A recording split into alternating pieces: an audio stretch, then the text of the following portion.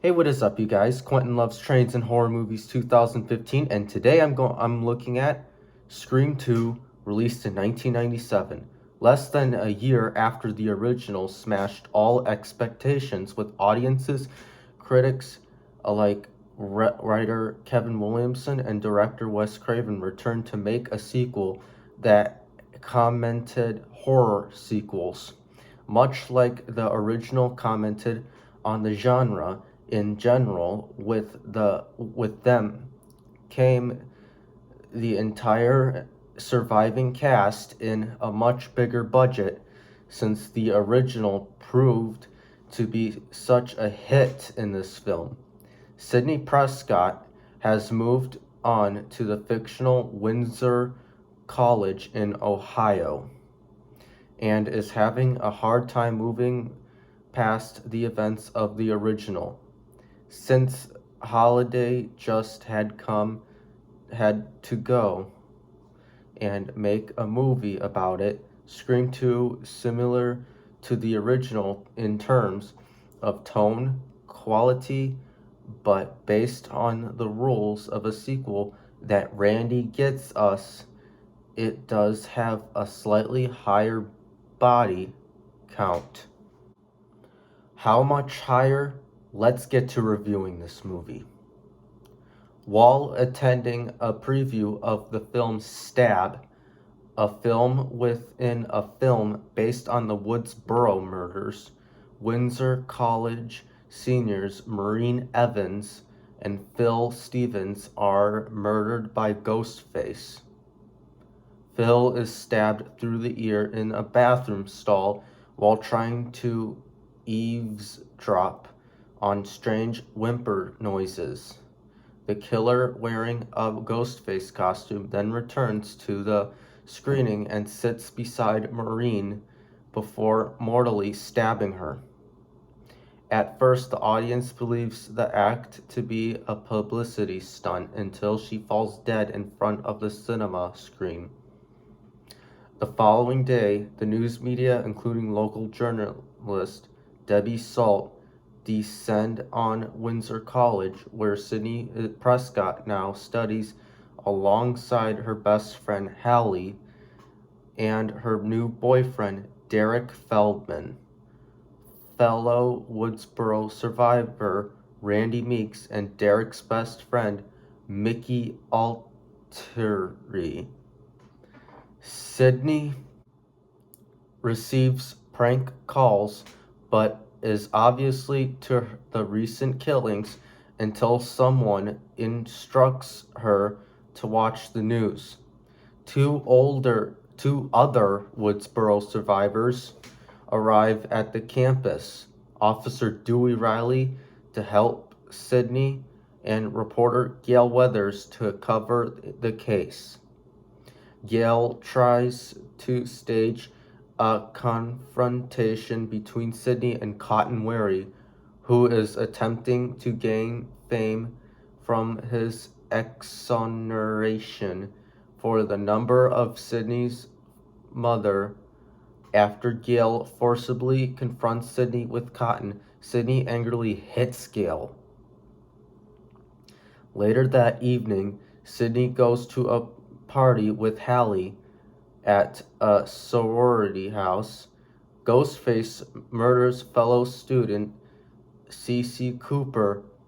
After all the partygoers leave, the killer then crashes the party and attacks Sidney. Though Derek intervenes, the killer injures Derek, but Dewey and the police arrive, prompting the killer to flee. The next morning, Gail discusses the case with the police.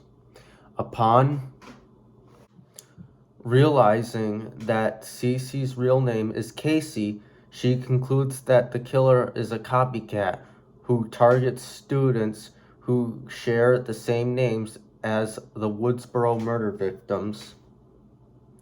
That afternoon, while Gail is talking to Dewey and Randy on the campus lawn, she receives a call from Ghostface hinting that he is watching them.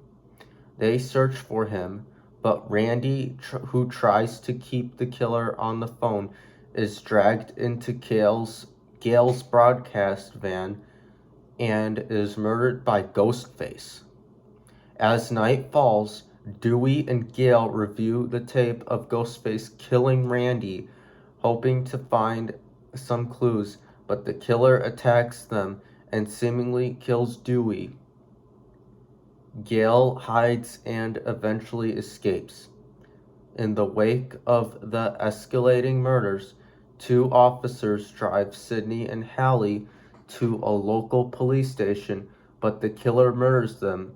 In the ensuing struggle, Ghostface is knocked unconscious. After they climb out of the car, Sidney insists on unmasking him, while Hallie insists they escape. When Sidney walks back to the car, she sees that Ghostface has escaped, who then stabs Hallie to death, forcing Sidney to flee. Sidney goes back to the campus and finds Derek in the auditorium, tied to a crucifix, his mouth gagged with duct tape. Once Sidney unties him, she is confronted by Ghostface, who reveals himself as Mickey and shoots Derek. Mickey details his plan to become famous in the ensuing trial and media spectacle. He then announces his accomplice, Debbie Salt, who arrives holding Gale at gunpoint. Sidney recognizes that Salt is actually Billy Loomis's mother, seeking revenge for her son's death. Mrs. Loomis betrays Mickey and shoots him. As she plans to pin the murders on Mickey before he collapses, Mickey accidentally shoots Gale, causing her to fall off the stage. Sidney and Mrs. Loomis fight until Cotton intervenes and eventually shoots Mrs. Loomis in the throat. As they debate whether or not she is still alive, they find Gale is still alive.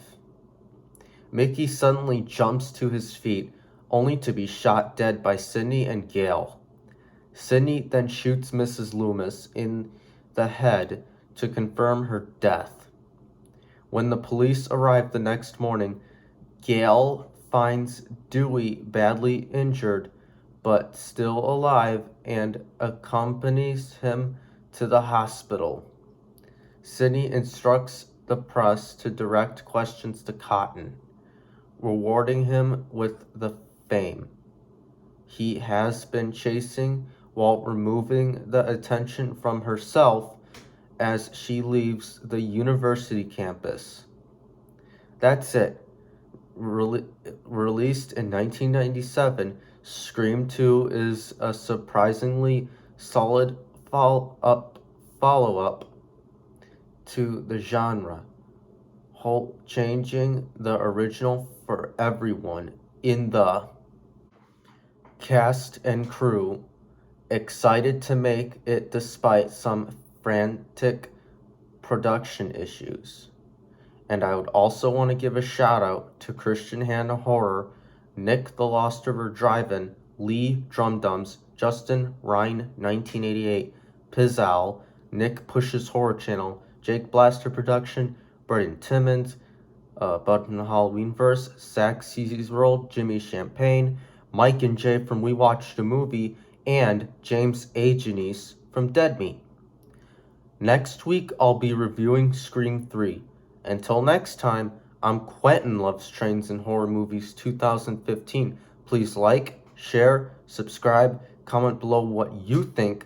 Make sure to follow me on Instagram and Twitter, and support me on Patreon. Thanks. Be good people.